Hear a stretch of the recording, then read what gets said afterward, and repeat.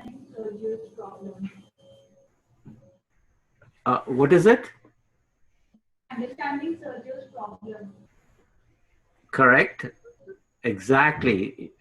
You have to use the 5 points that are identified here: the longevity, the history, the partnership, understanding their problem, and the social contract in order to develop trust.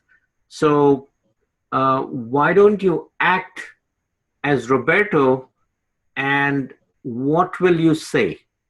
How will you respond to Sergio? We saw how he responded in this case study, and which resulted in deadlock.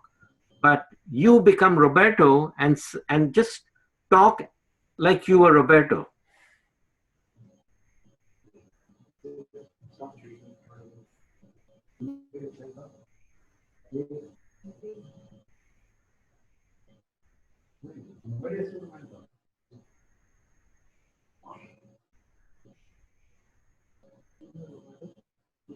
So can somebody come to the mic and talk like Roberto?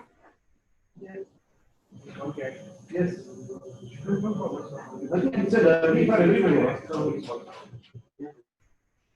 How is Roberto going to talk so that he develops trust? So that he develops trust with Sergio.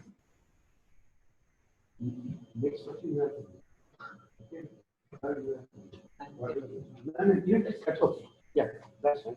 Please. That's it.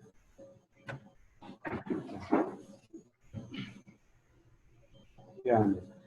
Maybe we could, I would ask more questions to him, like situation is like, so I think the point he raised was the economic condition of patients. So maybe regarding that, I would ask more questions. Look, you don't have a relationship with somebody and you start asking questions. You think that's going to result in a trust being built up? If some kid comes to you, he's very upset, and he says that, you know, this person beat me and this person did this to me and all that, and he's crying, how are you going to develop trust with that kid? I think we'll begin by sympathizing with them. I understand your problem. Exactly. You are going to have to figure out how you empathize with that person, how you understand his problem, and why, you are somebody that he can trust in order to solve the problem. So you're going to say, Sergio, you're absolutely right. You know, we understand the situation. In fact, we are doing business with your hospital and other hospitals in Brazil, and you guys are very important customers of ours. And we've been doing this for a long time, 15 years. We've been through many business cycles, and we have always taken care of you, right? We have always taken care of your situation. And, I completely understand your problem. And, you know, we have had this partnership for 15 years.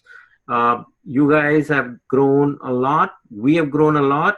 We have helped each other in all kinds of good business times, bad business times, helped you with lots of different problems in the past. So you talk about your history. You talk about your longevity. You talk about the partnerships that you've had in the past. You show them that you understand their problem and that you have a social contract where you say that, look, we have been your vendor for providing lots of medical equipment. We are as responsible as you are for the health and for the good health of your patients, and for making your doctors feel confident about the equipment that you're using. So you weave in the social issues, you weave in the understanding of Sergio's situation. So you weave in all of that so that And this might take 1 minute, 2 minutes, 5 minutes, 10 minutes, 15 minutes. But as you speak, essentially you want Sergio to accept the point that, look, he's not dealing with somebody who's against him, right? He's not dealing with somebody who is not empathetic or caring about Sergio's problem. He is somebody who, is dealing with somebody who's his partner, and they bring different assets and capabilities to go ahead and solve the problem. You see what I'm saying? So you see that, once somebody comes to you and says, okay, I understand your problem.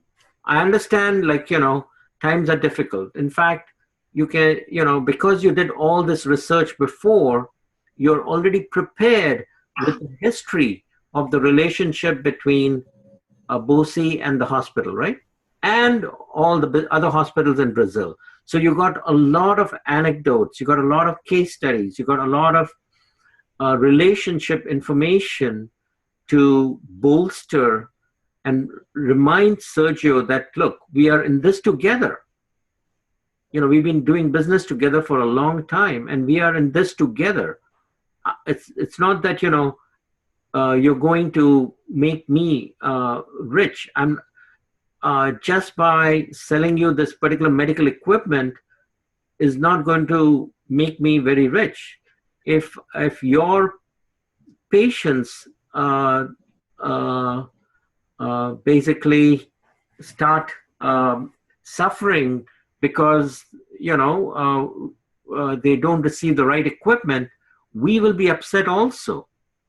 So you take the discussion to a point where it becomes a common problem for the vendor and the customer. See what I'm saying? If somebody comes to you and speaks that way, do you think you're going to start trusting him? Yes, sir. All of a sudden, just the words that you used and the examples that you used and the way you showed them that you cared about them and that your goal was to really take care of the patients. Is Sergio buying that medical equipment for himself? No, he's buying it so that the doctors can use and the nurses can use the medical equipment to treat the patients, right?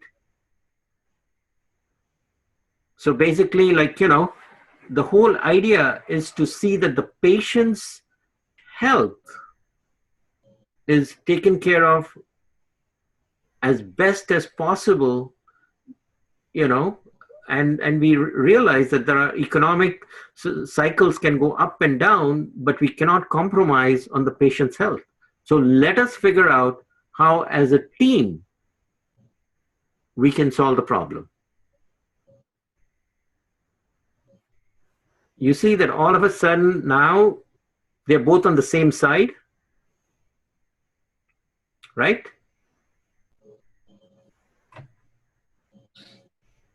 Okay, so basically we have managed to get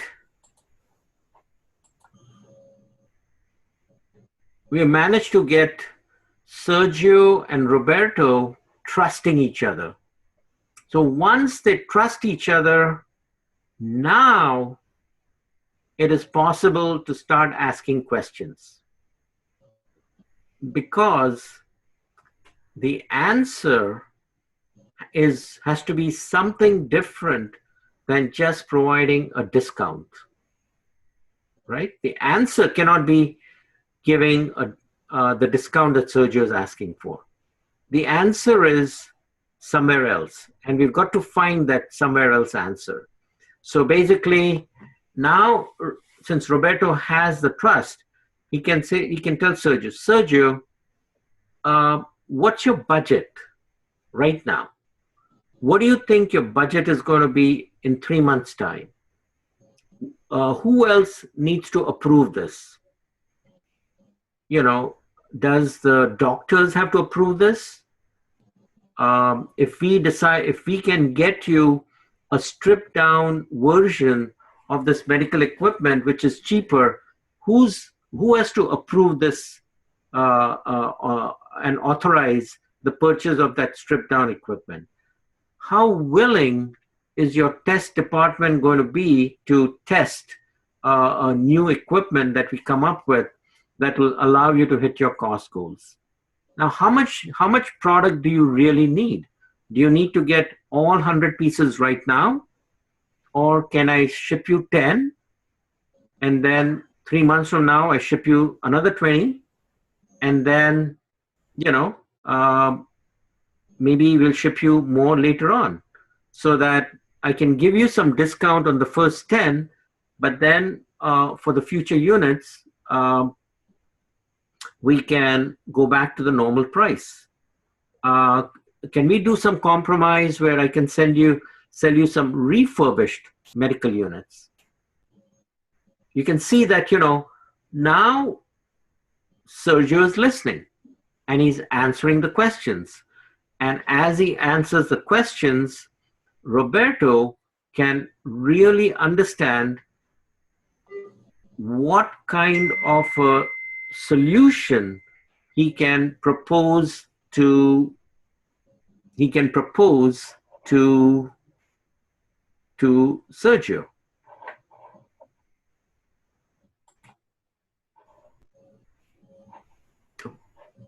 So what did you guys think? You think Sergio will answer all these questions? Yeah? Yes, so now.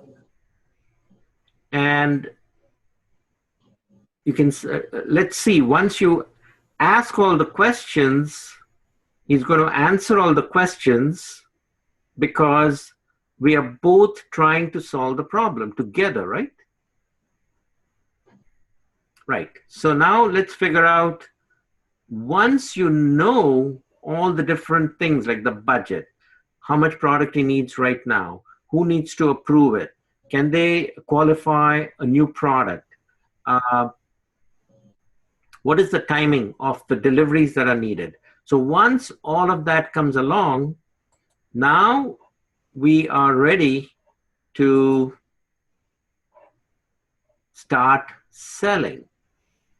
And in selling, you can see that Roberto had already in his planning figured out, you know, there are 3 or 4 different plans that he can sell. He can sell the solution selling approach, right? One which has got some additional features which can benefit and actually save the hospital money in the long run. Or he can do consultative selling. So in consultative selling, what he does is that he takes all the data from the questions that he asked and he says, you know, you really need only 10 units right now. So we'll agree to selling you the 10 units. You have a budget of this much. You go ahead and give me a 1-year PO and I will take care of your cash flow problems right now by giving you a long-term payment option. And, you know, we will take payment in steps on a schedule so that, you know, your cash flow situation is handled. And so, and then in 6 months, we will go ahead and come up with an alternative product, a stripped down product, which your marketing group will qualify, which your testing group will qualify in 3 to 4 months. And, you know, so together, the solution that I am proposing is going to fit into your needs. So that's called value selling, consultative selling. So you have become a consultant who addresses how a solution can be put together that meets the needs that were discovered during the process. Or you can do value selling, where you say that, look, I'm going to give you a presentation of the competitor's product. You know, that competitor's product, he's going to charge 20% less, but guess what? It's 20% less, but in order to qualify it, you're going to use up your engineers who are going to cost you so much money, and it's going to take 3 months to do it, and it's going to cost you about $5,000 of testing time, and the competitor's product has a maintenance and reliability problem, and they don't have very good customer service. So you're going to have very upset doctors.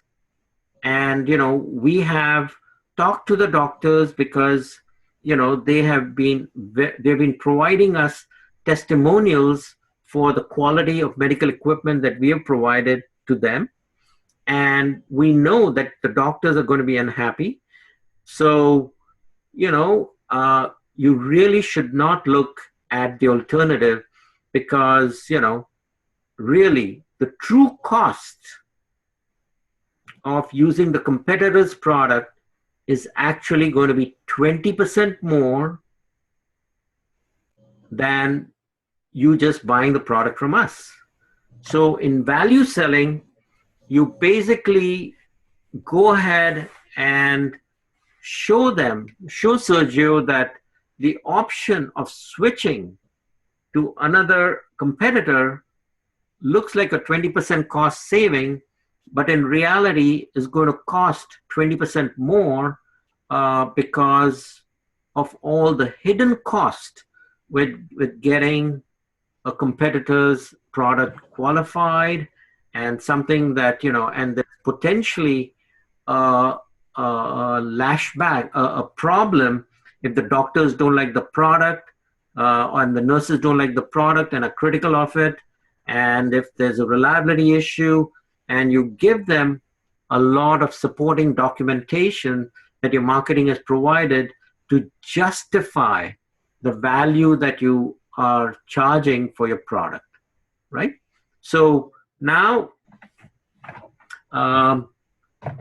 basically, Roberto, since he has the trust and he knows, and Sergio has shared with him who's got the authority, will the doctors have to qualify it, will they have to approve it, all of those things are there. Now he knows which approach to use. Should he use solutions selling, consultative selling, value selling, or even a combination of all three, right? So all of a sudden you can see that because we went through the process, all of a sudden the value selling became much more stronger. Okay, so do you guys now understand how Roberto can sell the value using either solution selling method or consultative selling method or value selling method, or even a combination of all three? Did that make sense?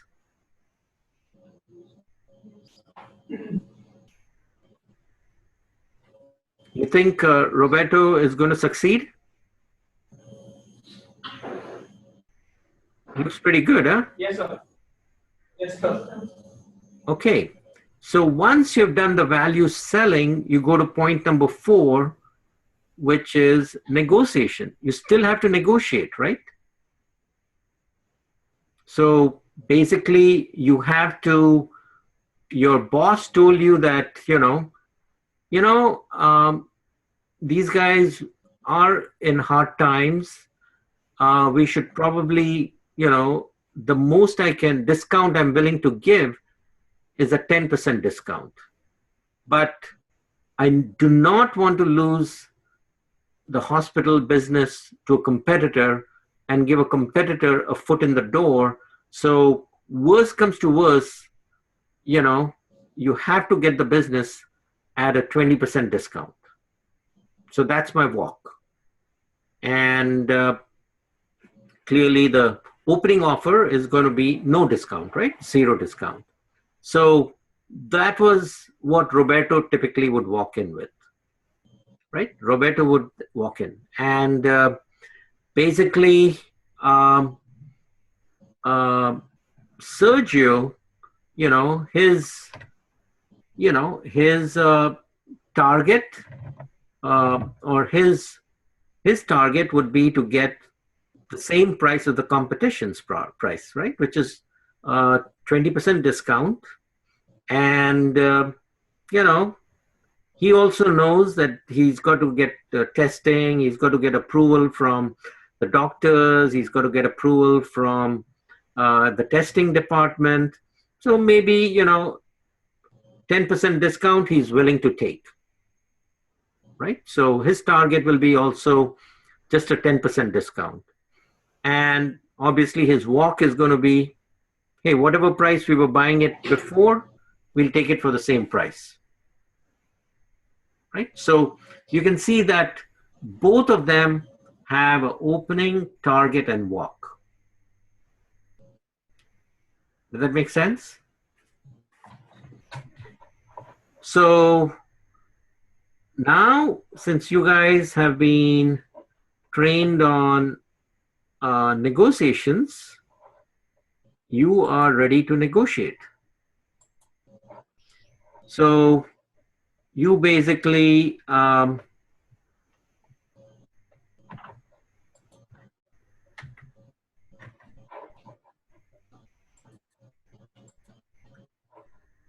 know how to make your demands. You also know how to go ahead and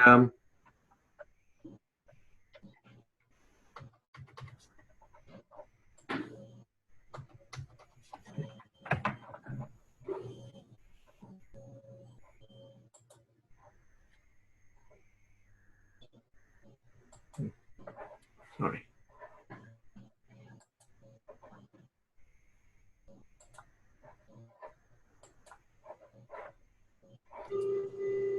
You know how a seller should defend his price.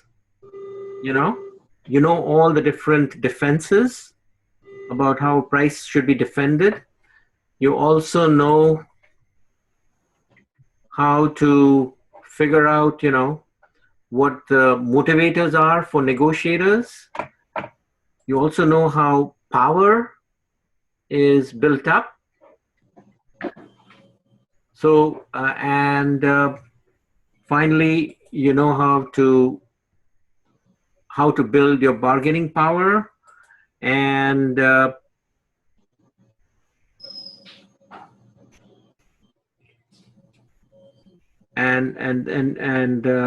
you know how to basically, handle deadlocks. So, and then you know how to close, right? So basically, like, since you're got so much training in negotiating, you are now in a situation where you have to figure out which of these strategies and tactics and power games you're going to use in order to get Sergio to come as close as possible to your somewhere between opening price and target price, right? That's approximately where you want to win.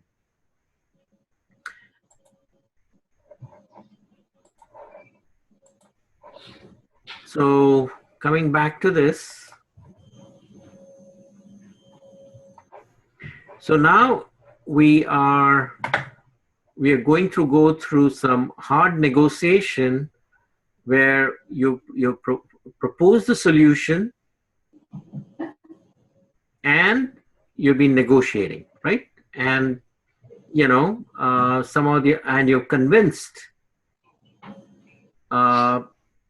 Sergio that he's going to get a 5% discount right now, but he's not going to get his 20% discount, and that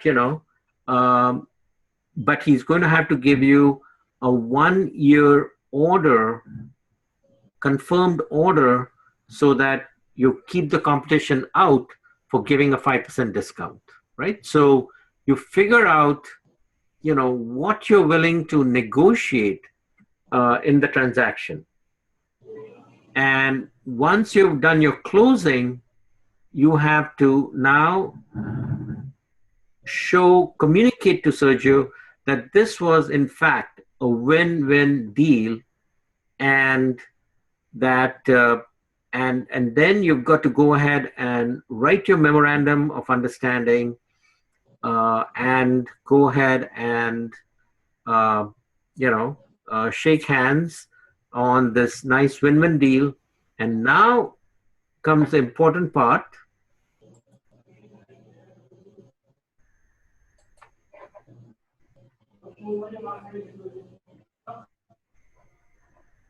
Yeah.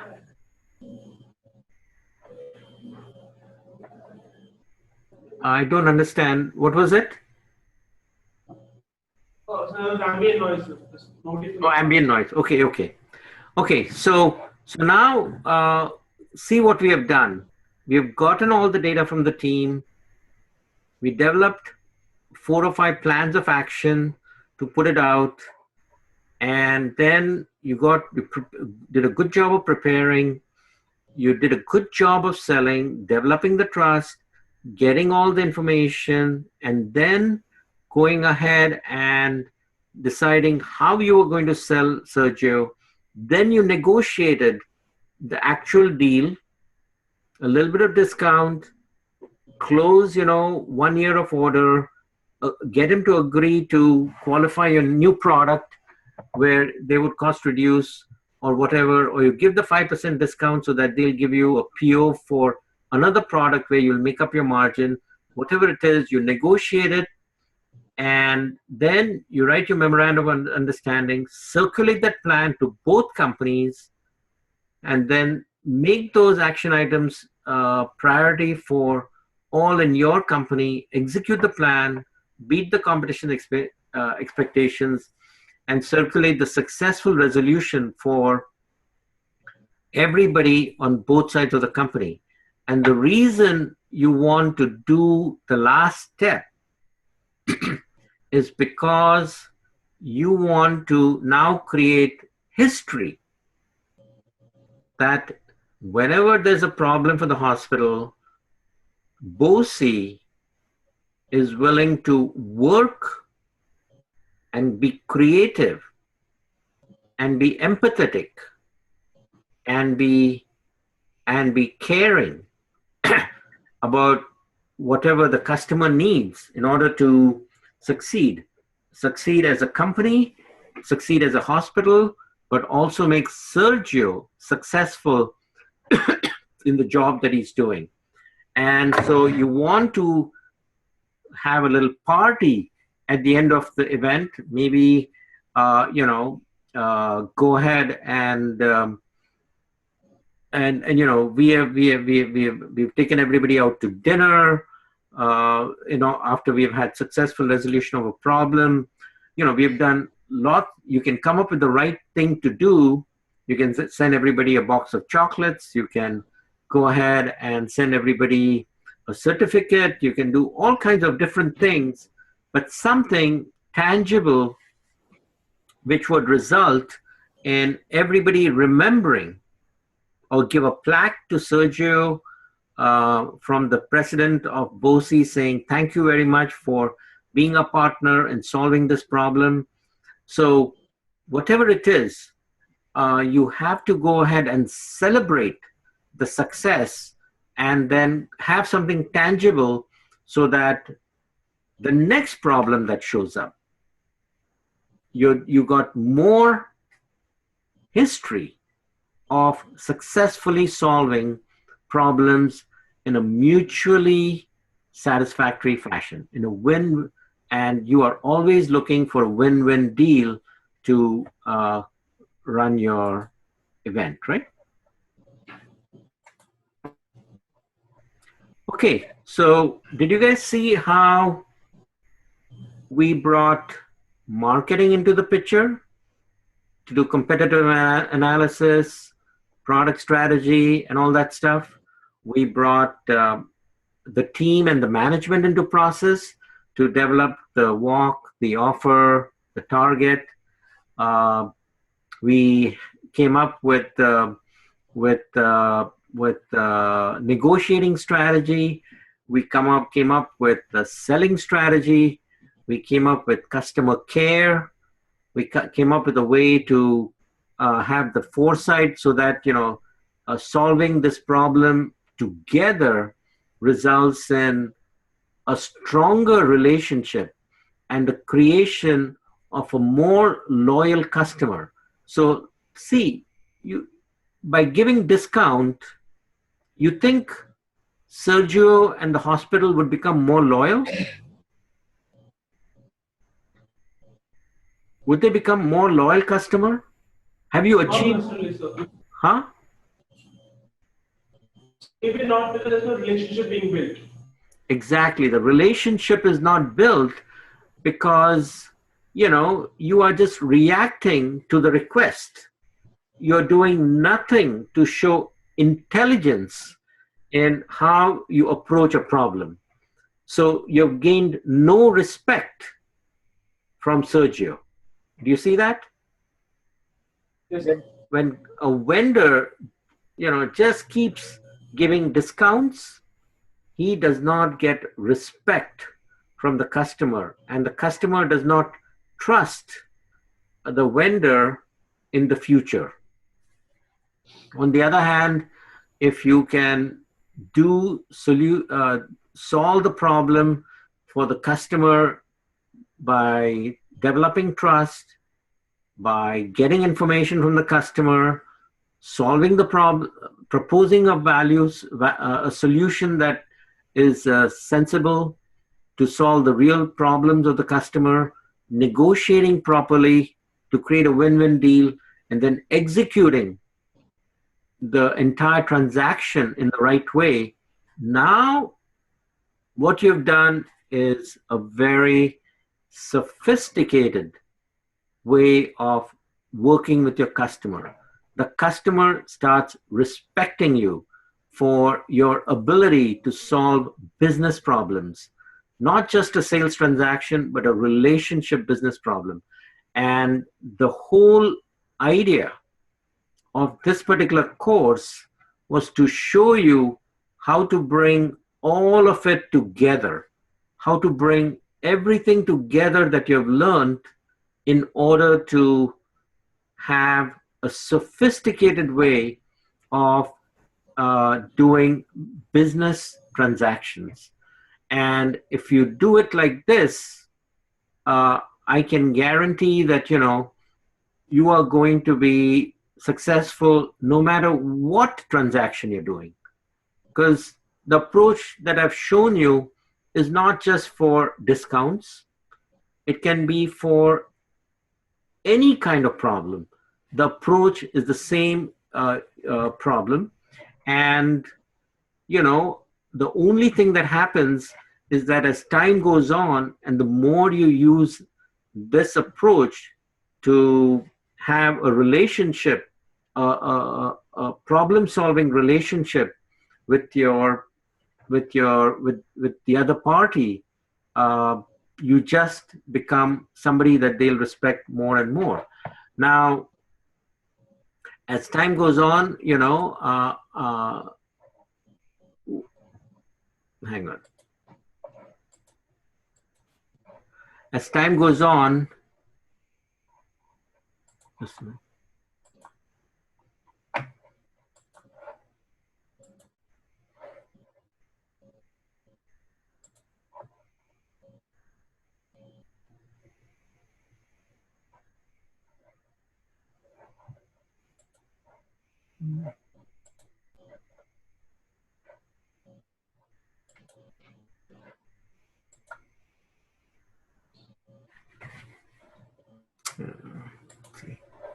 I'm going to do it again. Okay, so as time goes on, you need to take the same overall process for problem resolution and start becoming better and better at executing every phase of the thing. So all the books that I'd recommended on the on the portal, which is The Art of War, which is how to compete, how to position yourself, negotiations, the Give and Takes book from Chester Karras, Hope is Not a Strategy, how to do selling, uh, how to develop your product in an innovative way, the Peter Drucker's book, how to interact with somebody so that they say yes, you know, um, how to go ahead and be strategic in your thinking, how to build a team and company that keeps on winning, which is what Jack Welch talks about, how to compete in a way that drives the competition crazy, uh, how to go ahead and cross the chasm by Jeffrey Moore, which is all about how do you take your product and make it the dominant product in the marketplace when you come up with a breakthrough product. How do you kind of add features to your product and keep evolving your product so that it's always refreshed? How do you manage and maintain your relationship? So we talked about building trust in that one meeting, but relationship is short term, long term, medium term, relationship with one person, relationship with the team, relationship with the junior engineers, relationship with the senior management. So relationship is itself many different layers of thing. How do you do lateral marketing, or how do you build a diversified product line? How do you stand out, which was what we saw in Chicky Chunk, the purple cow. And then, how do you negotiate power, which is what, the prince or Machiavelli talks about. So, and then how do you become a master yourself of yourself? Because ultimately the whole goal of becoming successful is to master your own self. So these books will actually supplement everything that you saw in this particular case study that we just did, and it's just going to show you how to basically use the right strategy at the right instant in real time as the action is going on. So life is dynamic. Life is not static. Life is happening as we go along. And as you're talking, people are getting upset, people are getting happy, people are going trustful, people are getting bored. All kinds of things can happen when you are in a real-time transaction, and it's all these techniques that I talked about in the entrepreneur's tool chest that makes you sophisticated in all steps of the process of doing business.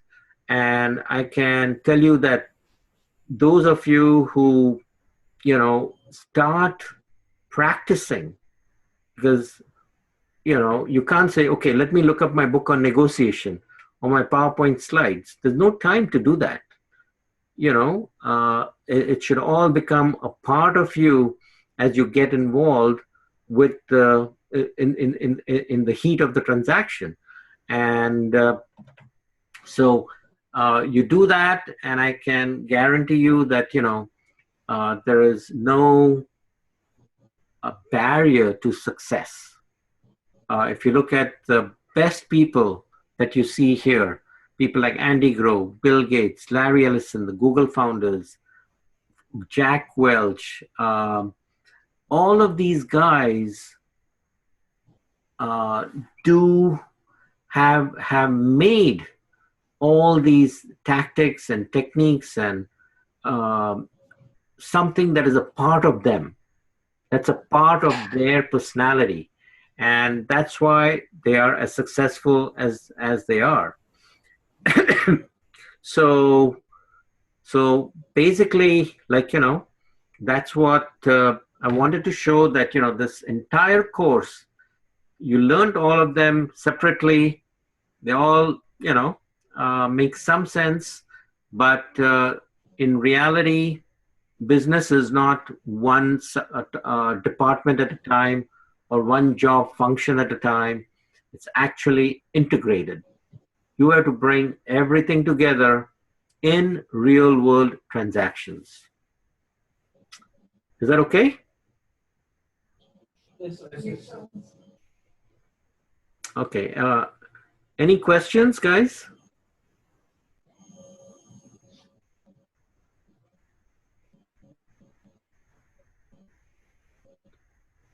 Okay. So when is the next class, guys? I think next week, Saturday is the last class, right? Yes, sir. What time? So 9 o'clock? 9 o'clock in the morning. So, yeah, that will do. Okay, 9 o'clock in the morning. Oh, thank Okay, you, sir. 9 o'clock on Saturday morning. Okay. Yes, sir. So Friday also we are free, sir. Tomorrow also we could have a class if it's convenient for you. Okay, so let's just do one last class. So we'll do one last class on, let's see, Friday. Let me check my calendar here.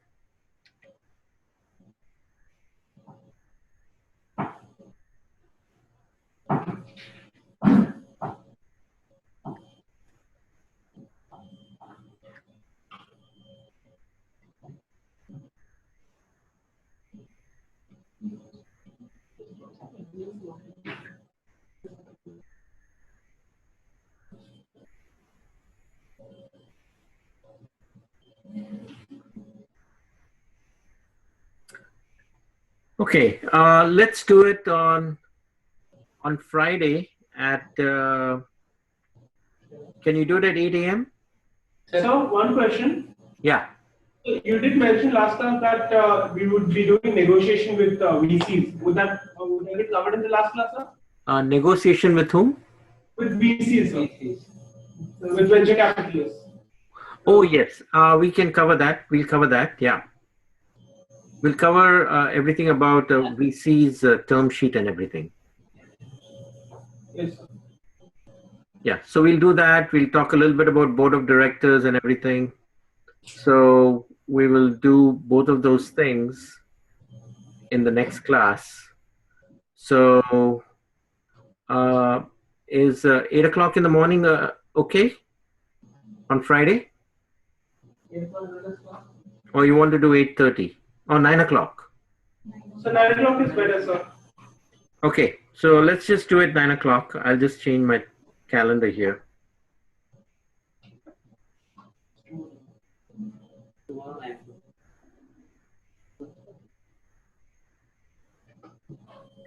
Okay, so we'll do it at 9 o'clock tomorrow. Okay?